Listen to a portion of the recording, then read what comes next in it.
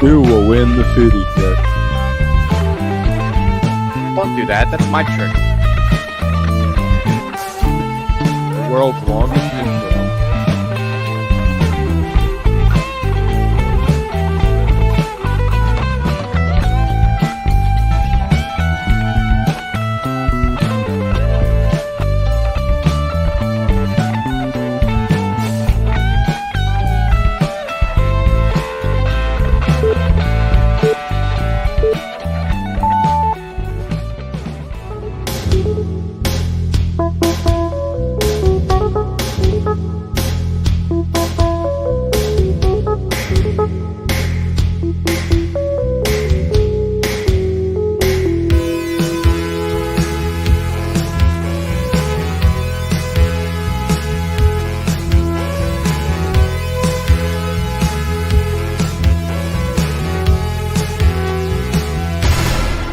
wook+live.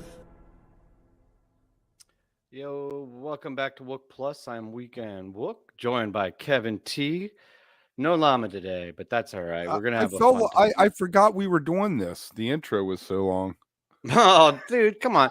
You know, a lot of people do that for the live streams. You give them a minute, let everybody settle in. It's fine. If you're here live, it's no problem. It's the rewatch that it's kind of unfortunate. Lives forever. Yeah. Okay, so we got a lot to talk about, but I think before we go into the actual set list, I'm gonna just open up for any wild cards that you guys may have. You guys have anything going on? Anything else that we didn't touch on here that you want to talk about or bring up? No, but I was going to say at the intro thing, going back to that, we need to update that thing. I know we've talked about that, but I feel like we've had that intro for a while. And since we're not doing seasons anymore, we don't really change it up. I feel like we need to do that. No, it's on the list, but we're Wooks, so right. Oh, I know. That's what I'm saying. That's what I'm saying. It's been on the list for a while. It's not even my favorite intro. It's like if we were to stall, those of you that have been with us for like the long haul, we used to change the intro every week or every other week. We've had literally hundreds of intros, and then one day we just kind of stopped, and it landed on that one, and it became the intro. COVID ended. Yeah. Everybody had to go back to work. So yeah, we got busy as shit. Let me throw one thing out before we jump into the serious. Lamp. Have you guys heard about Lamp? No, that's why I didn't add it to the set list when you brought it up in the thread. Well, it's Russ and Ray from Trey's band with Scott Metzger. Now, they've been playing for a while. Yeah, they've been playing for a while, and they're actually going to be doing a tour. So if you Google Lamp Tour, I don't have the dates in front of me. Yeah, that's the after show. Yes. That is the after show. That'll never go away. But it's really interesting. It's off of I know that Russ and Ray did a duo thing up in Vermont for a while, and then they added Scott, who obviously is a well-known guitarist, and it's really some interesting stuff. They throw in some of compositions that you would know, and also stuff that was written specifically for the band. I will definitely check that out. Well, no, hold on. I don't want to jump into that yet. I got some other. No, I'll definitely check that out. But I think it is funny that you brought up a tour without knowing any of the information. You were like, it's like you tune into Wook Plus to find out where to go to find out. Maybe they never heard of Lamp before, and now they're like, "Oh, I'm going to check that shit out." Yeah, well, I think that sounds cool. I wanted to say too, like on a personal level, I got a new hobby, and you guys all made fun of me, but I made this tie-dye, and I've been doing these tie-dyes. I have like a whole fuck ton of them now, and it is the most. If you need like a cathartic, like fun, creative process, it is one of the coolest things I've done. Everybody does it, and it's super cliche, but like not everybody, but like a lot of people do it. Yeah. But I get it though. Like honestly, it is really satisfying for me creatively.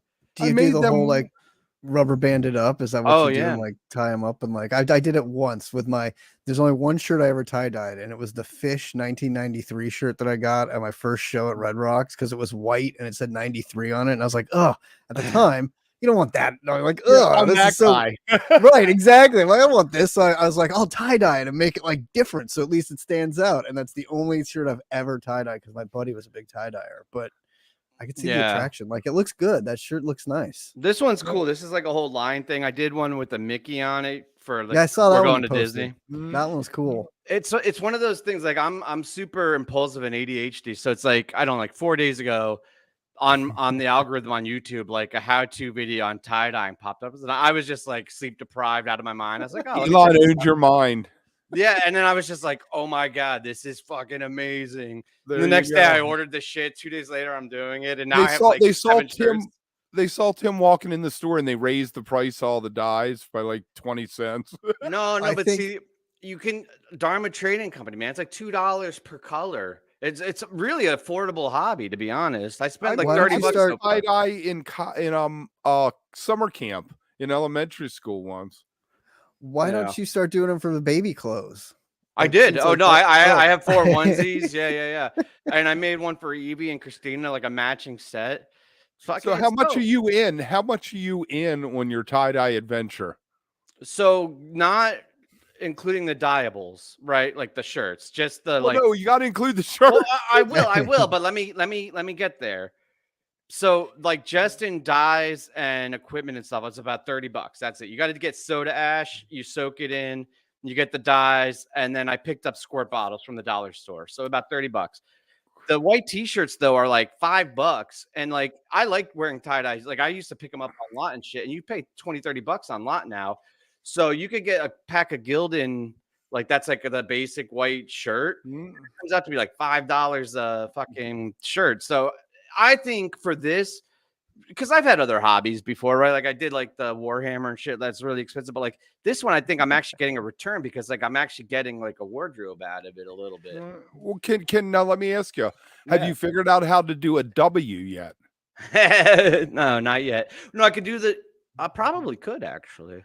You need to Yeah. figure that out. A W, you don't even need to put the plus. If you just got the W, it would be all good. But the plus would be fucking gold Right. star Take it to that. I mean, territory. you figured out the Mickey ears, so it shouldn't be that much harder to get. I 'cause like that's- how Kev's like, you don't need the plus. I'm like, I'm pretty sure you need the plus. Otherwise, like, why the otherwise fuck it's just you- a W.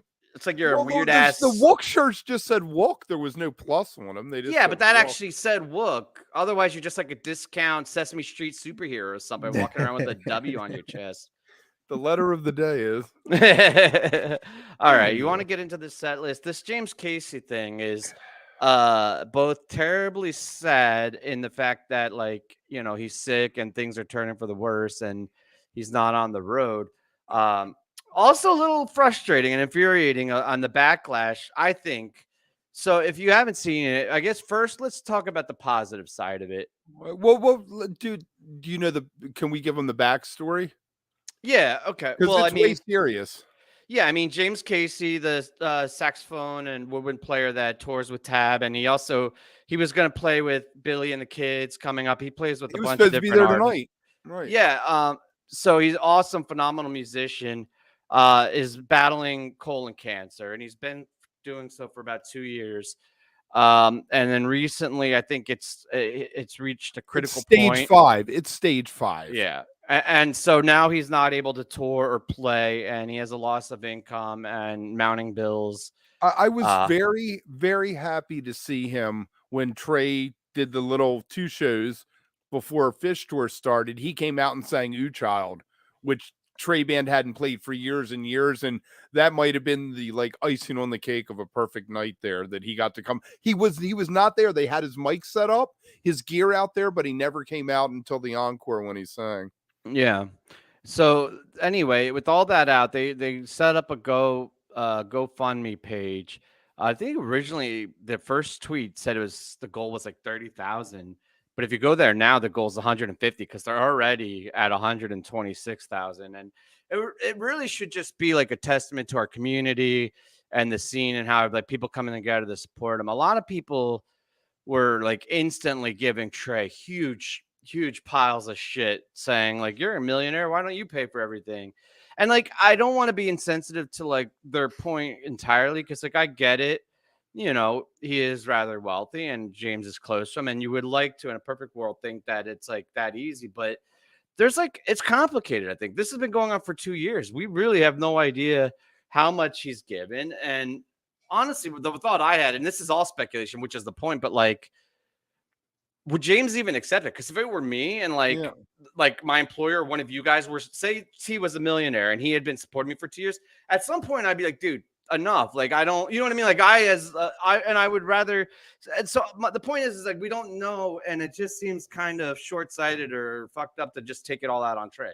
And beyond that, the fact that Trey retweeted it or tweeted about it got them to 100,000 when they wanted 30 in the first place. So maybe his influence is as important as his money at that moment. Well, that's what I think. 100%. And I think it's one of those instances where I'm sure he's donated and paid for a lot behind the scenes and isn't one that's going to be like, oh, I've played this much. You know what I mean? Like, that's very personal and private. And I don't think anybody really wants that out there.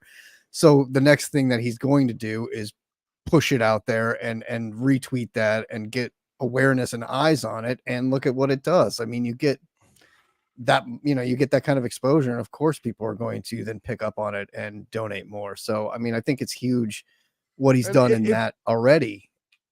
If we had it together, we would have the link for you to go.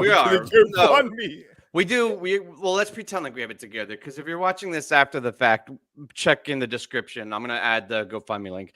We can't do that live. So right now, if you're watching live, just go find Trey on Twitter or Instagram or something. Stalk Trey on Twitter. And I think my other two thoughts on this, not to like take over the conversation on it, but one, I think there's a lot of rightful anger at a fucked up system, and like this system of tying health care to employment really sucks for contractors and artists in particular, but in general it's just a super fucked up system. So I mean, I don't want to get super political. I feel like, the anger is righteous. I just don't know about taking this out on Trey, because the proof is in the pudding. Trey opened facilities for addiction. He's supported so many different causes over the years. And I don't know.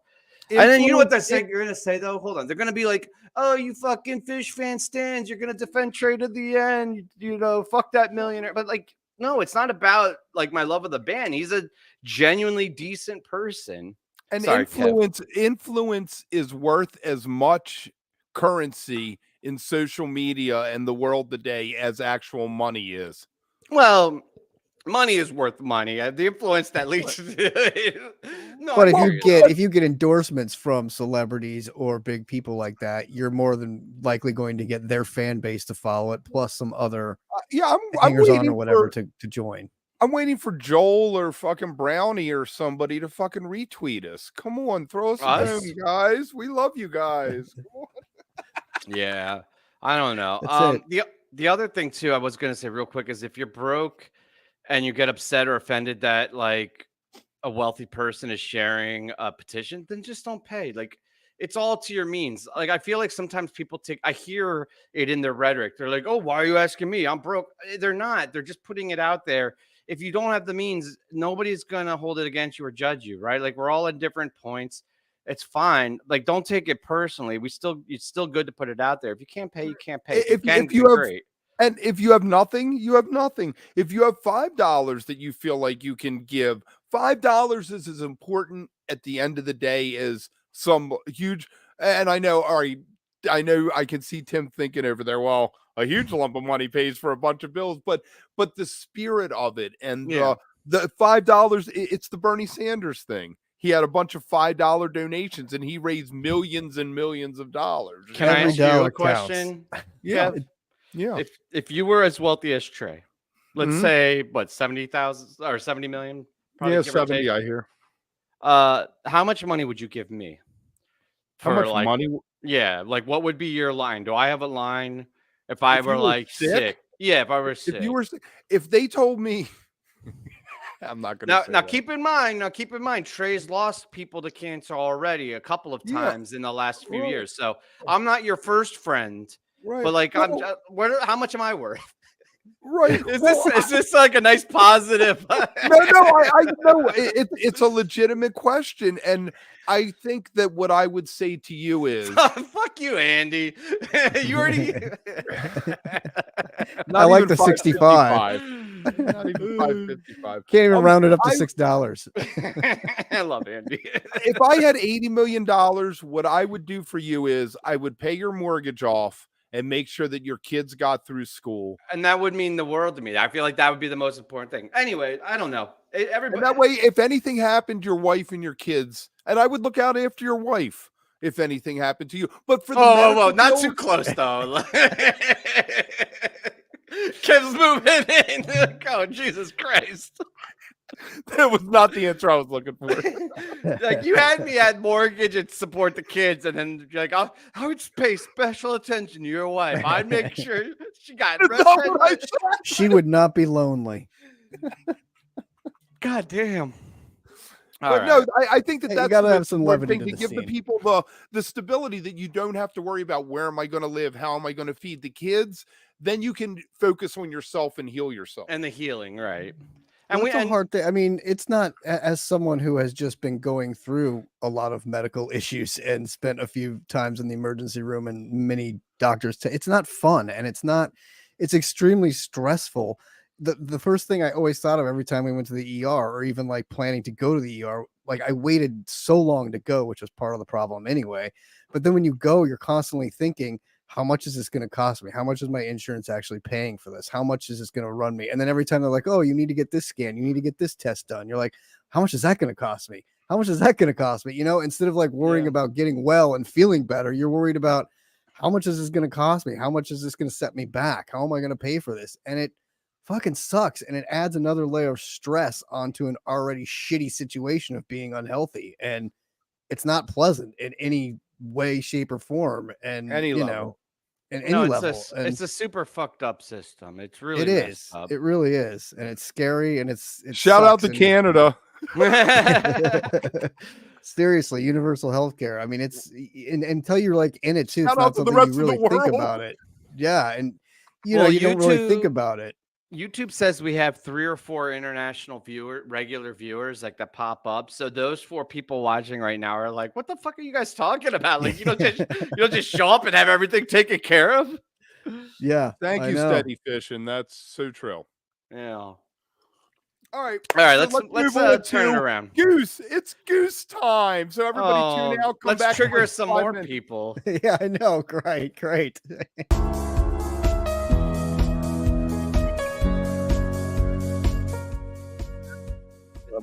By the way, mixing a Goose track. We're getting popped for that. No, it's fine. If we talk over it, all right, I'll take it off. We'll play some more later. Maybe we're getting popped for that. There'll be a silence there for you watching later. That was LP doing Goose. LP, you don't even want to try it last name. LP. Giobbi. Did you see that? Kev, like his brain he was like, LP. He was about to say Golby. I know it was, and he caught himself. So at least he caught himself with it. But yeah.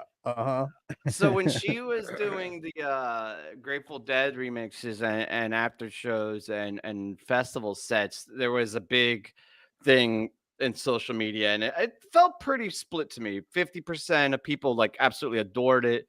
50% were butthurt because our scene is full of people getting butthurt. I kind of liked it. I'll be honest. I liked her take on the Grateful Dead's music a lot better than I liked the Goose stuff. The backstory I got from young Ryan, I'll send him a shout out, was that she met them at Playing in the Sand for the Dead thing because they played and she played, and they said, let's collaborate. And this grew out of that meeting that they had there. My question to you guys is, jam band albums generally, they don't embrace the studio. Let me be nice about this. Is it worth remixing stuff that really isn't their main forte? You go see a jam band to play live. The album, at this point, why I wonder why some bands even do albums and just don't release everything on Bandcamp Live. You know what I'm saying? I don't know enough about Goose to be able to answer that properly. I feel like what I do know of Goose, I feel like they do take to the studio more than a lot of other jam bands, maybe. But no, I don't think. See, I liked the play on the nostalgia.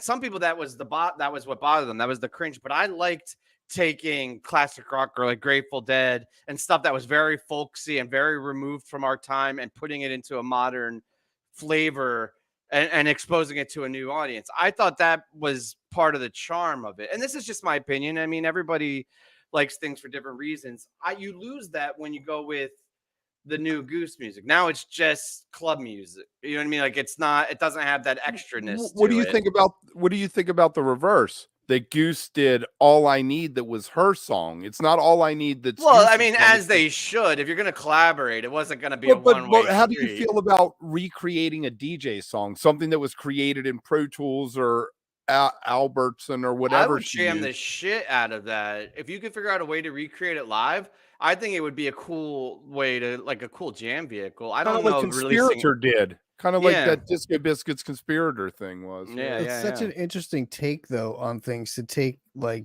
that live music or that like jam type of music and turn it into that dance techno thing, as opposed to just taking the beats and sampling things and turning it into a different song or doing, you know, whatever to it. So it's kind of,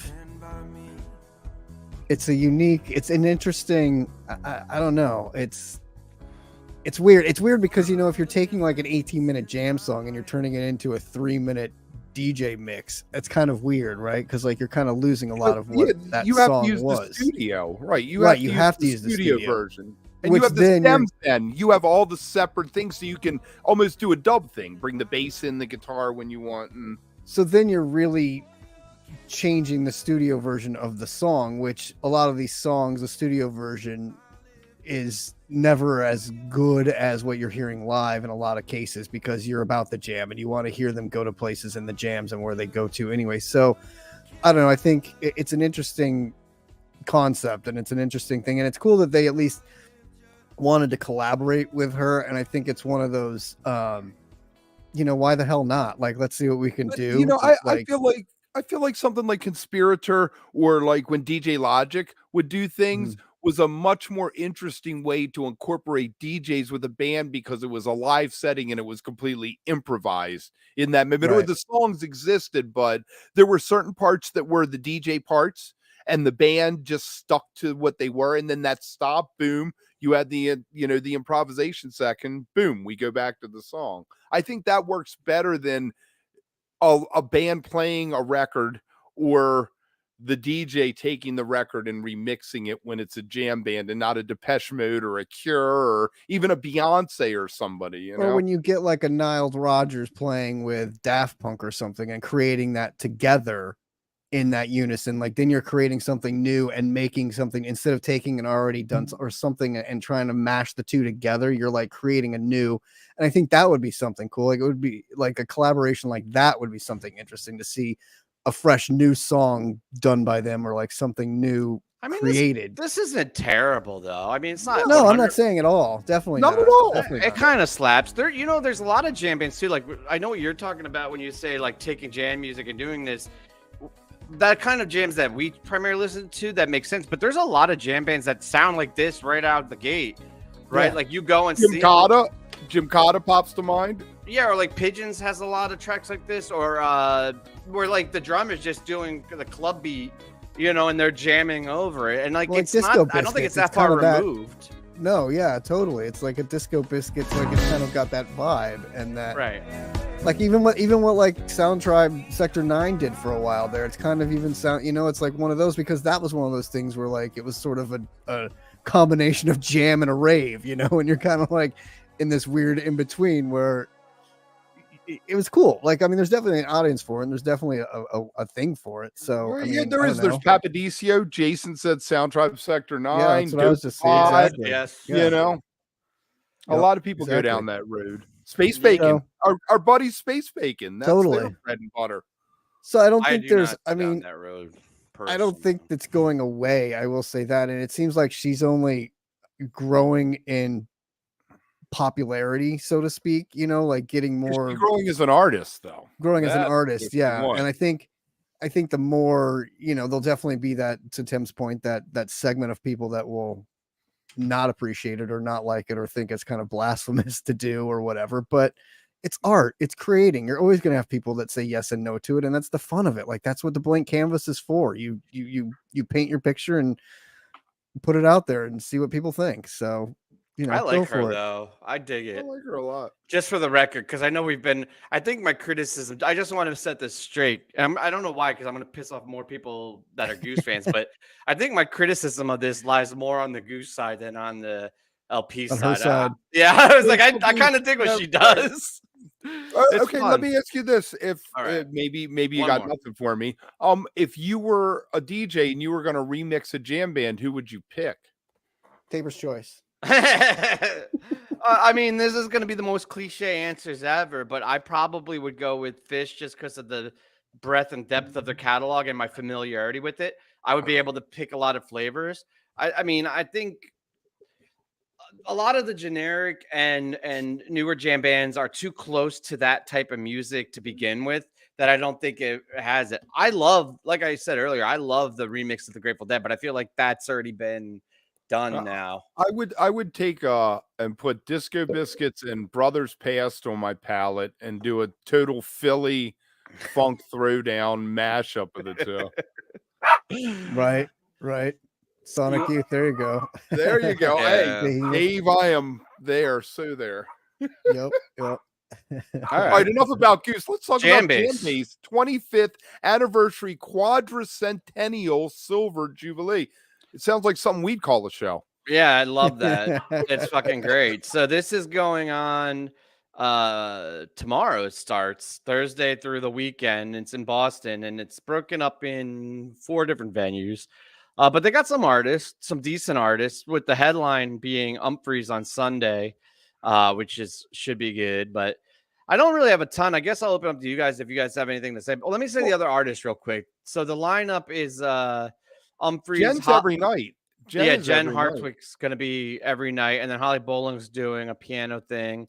And then BTLAC, Big Band, and Club Delph. Club Delph. Club Delph. You got to say it French, like you're French. Delph. Yeah, so if you're in the New England, Boston area, definitely worth checking out. I think it's cool. You know, it's funny because the next thing we're going to talk about is 25 years ago as well. And it's wild to think that JamBase has been rocking for that long. Did the internet exist then? Yeah, I mean, barely.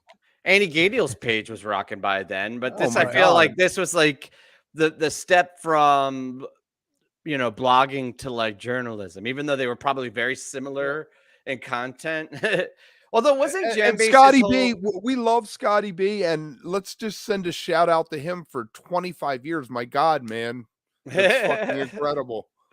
Right, and then all these new kids come in, and they're like, "I started a podcast. I'm in this scene," and Scotty's just like, "Hey, takes a drag." He's like, "You guys don't know shit." No, but yes, that's going to be fantastic. That's going to be a really fun thing, and yeah, I think the cool thing about JamBase too back then was it was a way to find shows in your area. That was the whole premise, more so than because now they got the blog and the podcast, and they have all sorts of shit. But I believe, I mean, I was a lot younger then, but I believe JamBase's main intent at the start was, hey, who's playing by me where, and like, you know, finding the jams near you, so to speak, which is really a nice service they provide. I mean, we got a nice little write up in JamBase not too long ago. We did. Well, you guys did. I didn't do shit.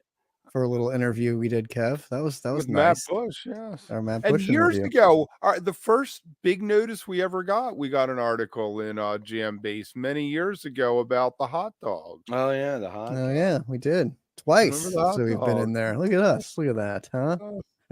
Crazy. And we're also in Fishnet. If you go to the Arrowhead Ranch show and look up Steve L, we get a shout out there too. All right, speaking of Fishnet, wheel, yay! Yeah. Can I throw out the dumb fact? Yeah, go ahead. The first night of Clifford Ball, the first night of Great Went, and the second night of Lemonwheel were all on August 16th. Right, which is today.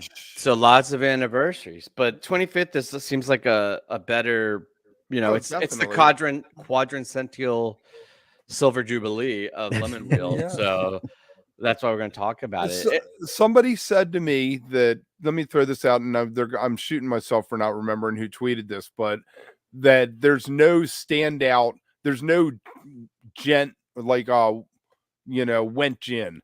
There's no Clifford Ball Reba. there's Lemonwheel what, and that's why it's like the redheaded stepchild of festivals. Yeah, I think that's probably fair. I mean, it actually, as far as like early festivals go too, it's not the first one that like sticks out to me either, right? Like it's This is what Scott's been waiting for. What is so good about the Bowie, Scott? Can you give us one sentence? Scott, come on. No, I mean like Yeah, actually come on the show. I'll send Call you a in. link. Come on and talk about it, Scott. Yeah, you guys talk for a minute. I'm gonna send Scoot the link. He's puffing cones. There's no Who way. cares? He's gonna come on high as fuck like he always does. It's gonna be awesome. Let's him. play some music while Tim does that. I like There it. you go. His 9-minute intro. Yeah, they don't do that shit anymore. The slow Bowie. Yeah, where is my long Bowie intro? The Philly one from '97. Fantastic. All right, Scoot. Why did you just look up and over like there's anything you can see over on either side here? No, my camera. Don't worry about what's it. going on behind you, man? What's going on behind you? Come on, Scoot. Don't fucking just come on. That's all right. By the time he comes on, we'll be logging off. Like, oh no. I mean, okay, so here's my Lemonwheel story. Okay, We drive up there. We leave after Vernon Downs and drive up there. We like everybody's raging the lot, Vernon down the house, you know. We drive all the way up there. We're hanging out up there. We end up like 10th in line, and they let everybody in Thursday night. We have 25 cases of Sierra Nevada, mostly the pale ale. How many cases? 25. How many of you? There were 3 of us. Damn. 25 to sell. We were trying to sell beer. So we're sitting there selling beer, right? Nailing it because everybody who got in didn't stop. They just were driving by and we're like, oh, it's open. Let's go in. And then all of a sudden they're like, oh, we got no alcohol. So this guy walks up and he's like, can I get a couple beers, man? And I'm like, $5. And he's like, oh, can I get them on the house? And I'm like, nah, dude. And my buddy Pat's like, hey, go ahead. He's like, what's up, Chris? It was CK5. You'd be like, fuck you. Like 2 for $5, motherfucker. I don't care who you are. Wait a minute. Couldn't he afford them then? He He's a working man. Afterwards, he says, after I give him the beers, he's like, come find me. I'll get you backstage. And I was like, dude, I'm not going to find you. Fucking. It was like Thursday night at, 11 o'clock. I'm drunk. I'm never finding you, man. Come find you me. should have. It could have changed your life. You would have joined the crew and right. He's like, I I'll get could have you a been job. one of the other guys. I could have been one of the Yeah. minions doing the lights with them all these Can you years. believe that was 25 years ago, though? That's wild. Yeah, I feel old as shit. You are old as shit, but I mean, we love you anyway.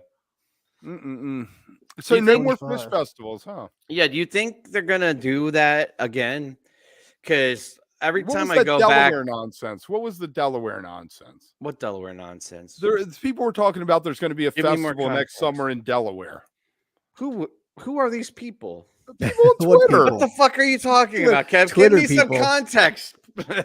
There was a whole thing a few days ago on Twitter where somebody was like, oh, they're definitely playing Delaware for a festival next year.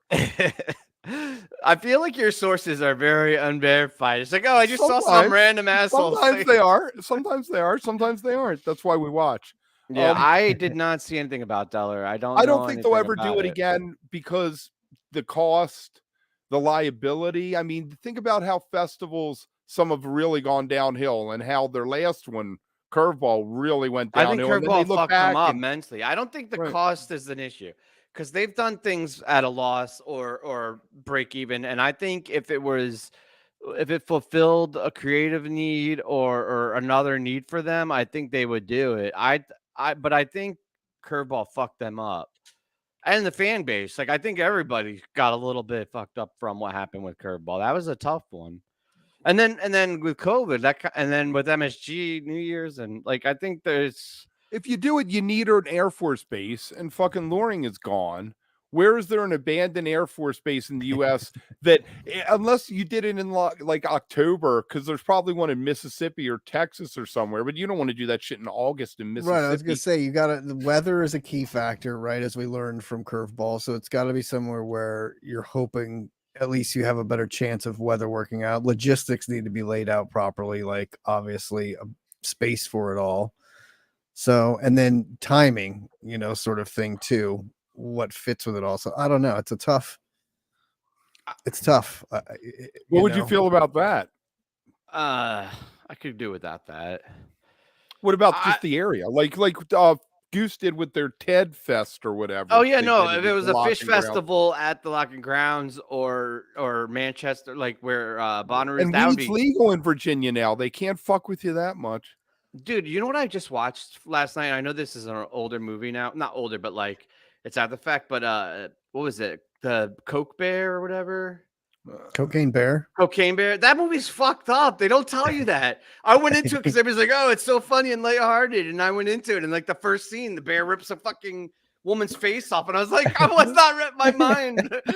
I was like kind of spun out. I was like, I'm not ready for this. So a place that has no bears. don't go into that movie with the expectations of silliness. I think your festival, if you want a festival, you go to Dick's. Right, but they got rid of camping at Dick's, and that was one of the things I was going to bring up when we talk about SPAC Dick's, is bring back camping at Dick's, and then that's it, and then it's perfect. But I don't think they will. I mean, do you guys know, are those groundhogs? Not groundhogs, prairie dogs? Is prairie dogs. But the biggest problem about Dick's now, all the new houses, is all the development. Like it used to be out in no man's land, like. And now there's schools and there's neighborhoods and there's definitely noise and there's definitely there's no way they'd let camping be there again. Because like spun out Wooks, it's not like you just have the soccer fields and giant fields now 50 feet away, 50 yards away, you're walking into a neighborhood and like somebody's pissing in someone's backyard and it's all exactly. It's yeah. So I don't think that's gonna happen. I mean, again, it's someplace back east or it's India again where India would be nice. Coachella and all that stuff would be nice again, and it's plenty of room to camp. Plus, there's plenty of room to get houses if you want to do a house. So you kind of have the best of both worlds there. You have the weather. I don't know. I know all the logic and I agree with everything you guys are saying. That it doesn't seem likely that they're bringing back a festival, but there's just something. I don't know if it's just like a naive hopefulness or just like a faith in the band. Well, like yeah, I mean. I feel like there's going to be one more. Like I don't think that chapter is 100% done, right? Like that just doesn't jive with the rest of like maybe in 10 years for the 50th they'll do another festival. Or next year for the 31st. They'll be done in 5. Fuck with people. They'll be done in 5. Well, Kev, they'll do a reunion. But no, dude, statistics. The statistics are against them at this point. Just in general, the statistics. You're gonna say somebody's gonna die? I'm not saying someone's gonna die. I'm gonna say somebody. What are you saying? Paige is gonna walk away in 5 years. No, he's not. If anyone's gonna walk away, it's Mike. No, I mean exactly. Paige is the one walking away. Paige is not to do what? To hang out with his kids in Vermont. His kids are older now. Right, he's going to be a granddad. He's going to have grandkids. You can't tour for 30 nights out of the year. No, I know exactly what you're doing, and I'm going to call you out on this bullshit. You are trying to have a hot take or be a contrarian. It's just, you don't even believe it. You're just putting some crazy outlandish bullshit out there to get people to be like, oh, Kev said this. I've said it before, and I'll say it again. I don't think past 5 years, Trey's going to be doing the all-new Trey review, and he'll do some Phish, he'll do some Tab, he'll have some strings, he'll have some horns, and... You could have gotten me if you were like, it'll look different, which I think it will. It might move to like a 2 or 3 city run residency type thing. It might look different, but there's no way if all 4 members are healthy that it's going to stop. Can I get some years. LP? Oh, yeah, I should have had that ready. You should have had that ready. You can produce. Who, me? I produce kids. That's about it. Oh, Jesus Christ. Yeah, all right, so SPAC and Dick's is coming up quick. Yeah, very quick. And SPAC is a bit of a nightmare with like hotels and housing and the horse racing, the biggest weekend at Saratoga. Yeah. That's the few friends of mine that are actually like trying to go are having a very difficult time. I don't know if that's across the board, but like I feel like this whole What's up, setup for chat? this Are you was having not issues? was the not really logistics, well thought through. right? Yeah. Well, because it kind of got crammed in there, as sort of that benefit. They It had would to have been do it nice that if they had. weekend. I know, but it would have been nice if they had done it after Dick's, honestly, not just from a Dick's standpoint as well, because I really feel like we're going to get shorelined at Dick's again this year. And like, Yeah, but that's your own selfishness, though. No, they're gonna maybe a little gonna- bit of my own selfishness, but I do like, when they play Tila this weekend or next weekend and it gets raced off the board, that's going to piss me off. Like, there definitely will be But songs. what that'll about piss when they me do off that- Soul Planet next weekend and that's erased off the board? Well, let's hope there's that, but I'm sure he'd be more than happy to bring that back and Drift again. Like, he'll play Oh, that look, 2 he's weekends with in a you, row. Tim. I mean, See, but exactly. but honestly, though, after night 4 of Dick's, who the fuck? Like, I feel like that has to close the summer. That's the end of tour. I would be more upset. Not more upset. Like, upset's not the right word, but I think it has to be before Dick's because Dick's is the end. Like that's what closes the tour. That's what closes the Beautiful friend. Yes and no. I think it would be.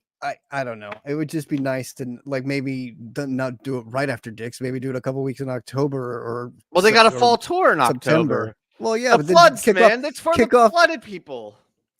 kick off fall tour with SPAC then and make that the benefit before you go on fall tour. Do that. It's already been so long since the flood anyway. It just sucks. It just feels like one of those SPAC shitty should things. get the SPAC Dick's should get keeps the getting arm dicked. I love you, keeps T, getting but dicked. you're totally my grumpy old man friend right now. You're like, oh, Phish added more dates. It fucking sucks. son." It fucking sucks. I It think sucks. And normally you would be like, sorry, Kevin. Normally you would be like, oh, sweet, they'll have warm-up shows before Dick's, so they're not coming to Dick's cold off of like 4 weeks off. They'll be like raring to go. But this year I'm like, oh no, they're gonna play so much. Well, now good you have shit Thursday there. at Dick's for a warm up. I mean, Well, they- Thursday at Dick's will be sweet because you saw the low ticket alert for Friday, Saturday, and Sunday that they're almost sold out, which means Thursday is nowhere near being sold out. So that'll be one of those nights where it's like, hey, let's do Dark Side of the Moon because no one's here type thing. I need to get I'm on so that. jealous. I really need to get on that. On I'm what? So jealous. Getting tickets.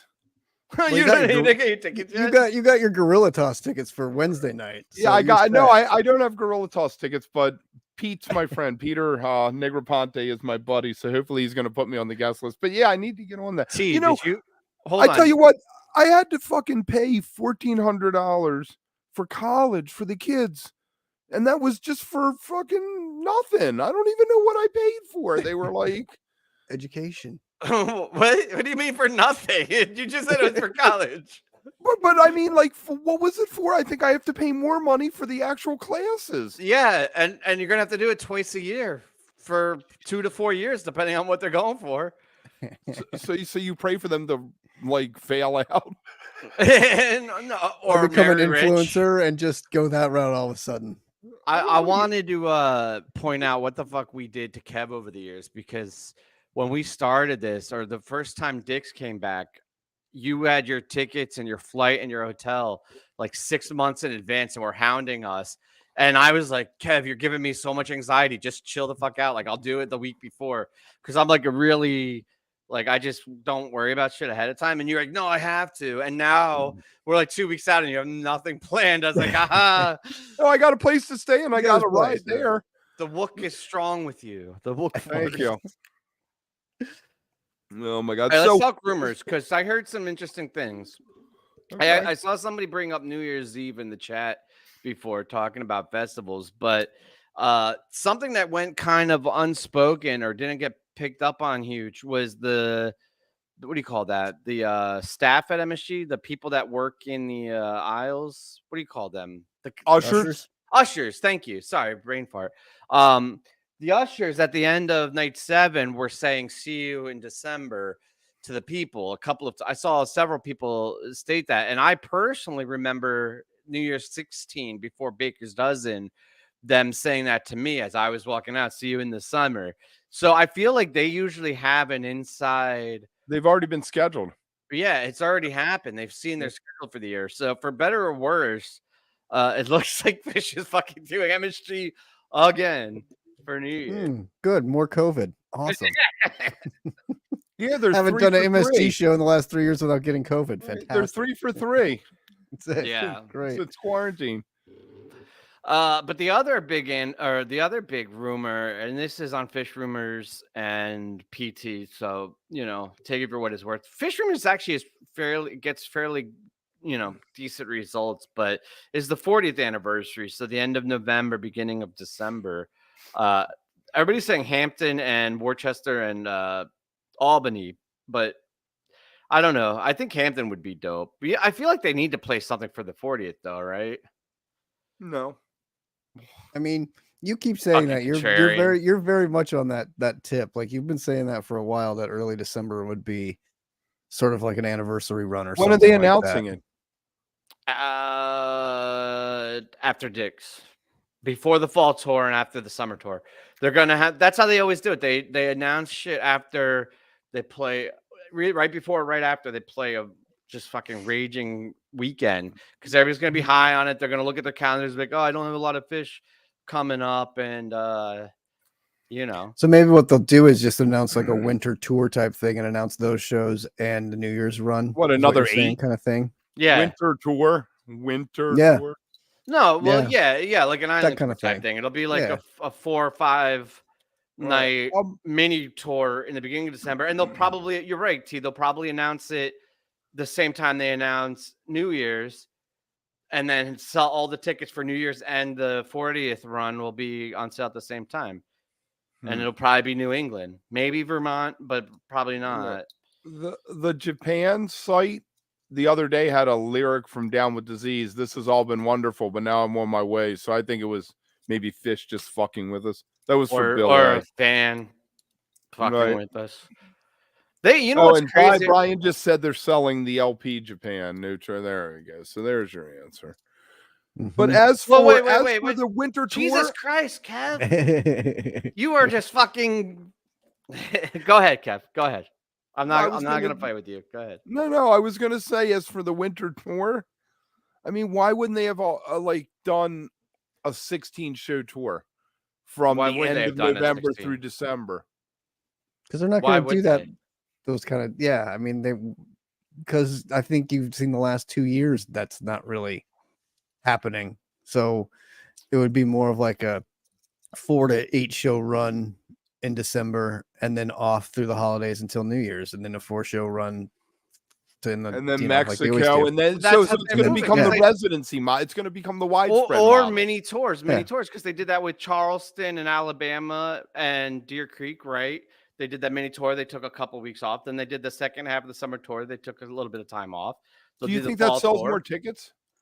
I don't think they give a shit. I think it's easier on the band. I think it's easier scheduling. And I think it works better with their personal lives. And I think it gives them time to do their other projects too, to your point, Kev. Like Mike gets to go on his little tours, and Trey gets to play with his band and do writing, and do whatever in between those things, and then come together and play new songs, and then workshop them together like he did in Denver before with some of those songs, and then get on tour and, do them. So who knows? I'm just curious as to when the Sphere shows are going to happen and when that's going to fit into everything. If that'll be the West Coast's tour next April, spring, or when that's my going guess to is hit. Halloween next year. I think, you think that far. Yeah.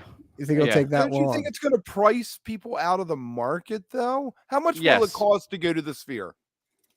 Oh, it's ridiculous. I was already looking at U2 tickets and trying to get them. But you can't compare Phish to U2, though. But it's still, I mean, but the thing is, there's other things there too, like Darren Aronofsky's doing a movie of doing something there. Well, they've already said in that one interview, because they have seats down front that they can remove, and they were like, well, when Phish plays here, we'll remove these seats for people to sit in. So we know it's happening. It's definitely happening. It's definitely happening. I think it's got to be a residency. Like, it's not going to be a weekend. Like, it's probably going to be. Is it going to be a 4-figure ticket? Shows. Is it going to be a 4-figure ticket? No, a few $100. Yeah. It's not that expensive. The resale. The place cost $1 billion. It cost a fucking. They're not going to try to recoup it on Phish. What do you think? You make $1 billion investment. You're like, I got 1 weekend to get this back, and this hippie band from Vermont's going to do it for me. No, not at all. But you have to think that for every band, I need to squeeze every penny out of every. But what's interesting is even with the U2 shows, they're still doing that Darren Aronofsky film in between. So it's like one day's U2 and then the film. So like they can it's capable of changing very quickly into other things. So it's not like Phish is there for 4 nights and that's it, or whatever it is. Like there's other things that go on there and can be incorporated into with, you know, not just musical acts either. Like there's conventions and a lot of shit that goes on there. And I mean, my wife is working with them right now she works with Amazon a lot with like the Amazon Studios, and they're working on putting promos on the Sphere and shit. That's so like huge there's revenue generated for them on the outside. It's fucking huge. Yeah. So did you see the NDA ad they had? Yeah. Turned into a big fucking It's called the damn eyeball. Yeah. Oh God. I mean, there's a lot with it that they've been testing on stuff. So you will see a lot of promo things on that, which will help pay a lot of money. We need somebody to track all these takes and long term so we can see who's has a better percentage. Because I think I'm gonna blow Kev out of the water. His take is Phish is done in 4 to 5 years.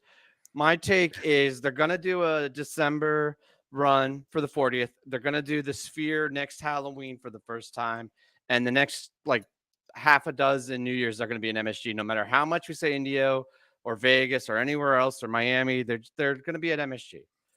That's no doubt in my mind. Oh, holy shit! And what's T's take? Kev always wins. Thank you. Dave. Don't encourage him, Dave. Jesus Christ. Dave. Nah, that's good. My take on what, Kev? On who? What's your take that we're going to hold you accountable up, for down the road? Oh, I don't know. I'm not going I definitely don't. I think they'll go longer than 5 years. I think they hopefully will play the Sphere sooner than Halloween. I'm still holding out. I mean, I'm sure MSG New Year's Eve is just like pretty much a guarantee these days, but it's always fun to like try and bet against the house and hope they're going to play somewhere else instead. But that's how Vegas works. Exactly. What is this about? Is this about Phish being broken up in 5 years? I was about to give Noogie a shout out. I was gonna do a whole thing and Kingfisher. I was like, "Hey, cool, the members are in the house tonight." I saw SE earlier, but now everybody's agreeing with Kev. I don't know if I want to do that. What is he agreeing with? Hopefully, Sphere. There you go. High number. Yes, and somebody mentioned no Larry Mullen with you too. The music biz is a biz. High number. You're damn right. That is just wrong. Those 4 have been together. I mean, the only band I can think of that has the original members still together longer than U2 is Los Lobos. And Los Lobos has added people over the years. U2 has been the 4 of them since 80, 79. When did Gloria come out? That was a fantastic video on the barge, and they had the whole crowd, and it was like the total 80s thing with the hair. It was so great. Yep. All right. It's true. All right, let's draw that winner. Oh yeah, hey, we got the Phooty kit winner. Without Llama here to like keep things moving, I've been sitting back because Kev's just been all gung ho tonight. If I go in, he's just gonna talk right over me. He's just like without further hairdo. Right. That's fine. You gonna run that? Let's give the whole prep though. So we did the Phooty kit team chat contest through the MSG run, and we entered all the people in. Go ahead, T. We went through. I think we ended up with 25. I think was the final number. I think it was 12 people from the subscriber list, or 10 people from the subscriber list, 12 people from our members list, and then the 3 people got a double entry because they were members and commented, so they got the doubles, and then we put them all into a random drawing that we recorded actually just before this show tonight, as you'll see on a timestamp on it, and got the winner. So I will play the video and good luck. Who won?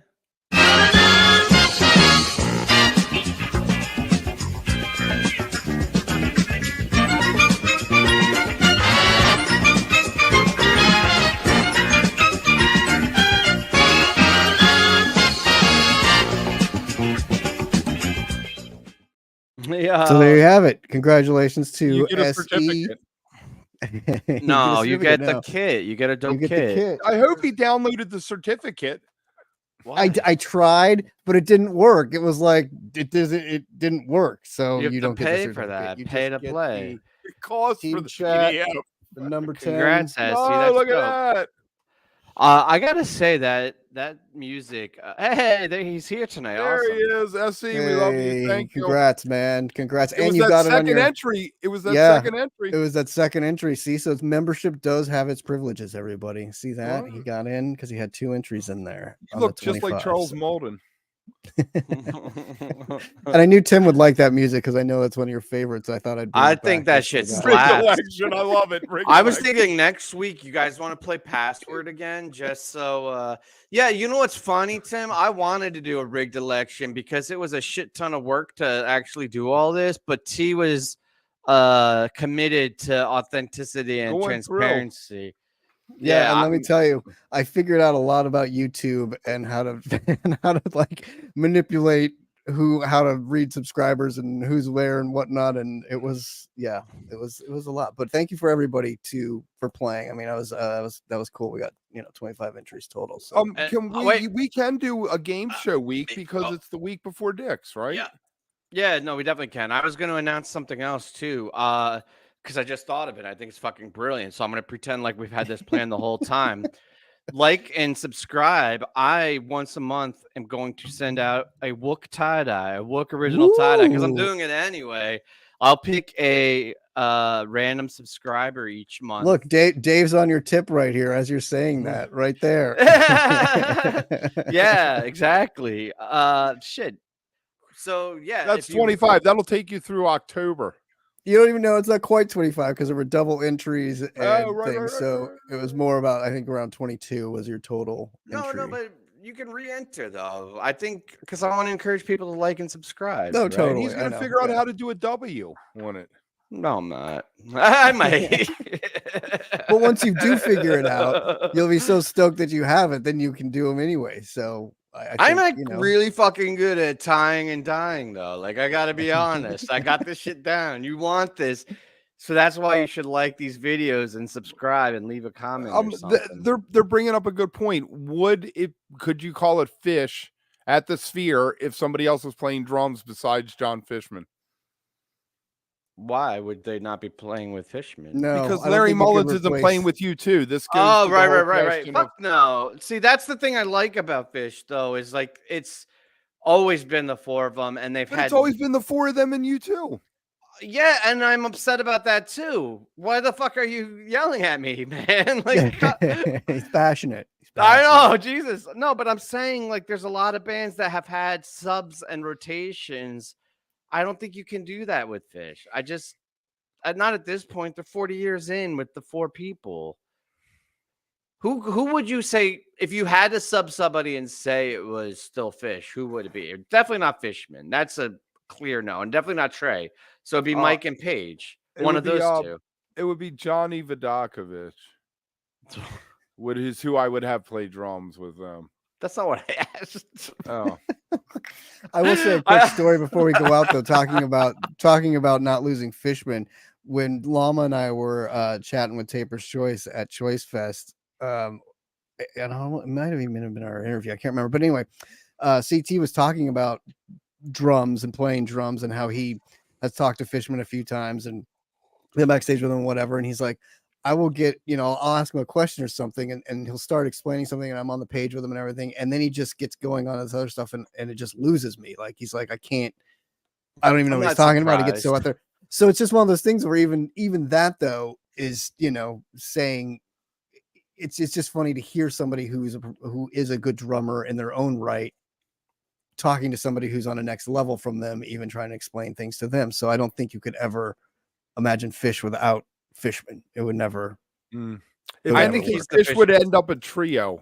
You would drop Paige. Paige would disappear. They'd be a trio, and they could handle being a trio. Yeah, but you know how hard I think it would just be Tab, a lot more. Right, I think it would be done. Yeah. I also wanted to point out this is Kev when his batteries are running out of juice. Did you see that? It was like literally a power down all night. He's just been like, and then in like the last 2 minutes, like.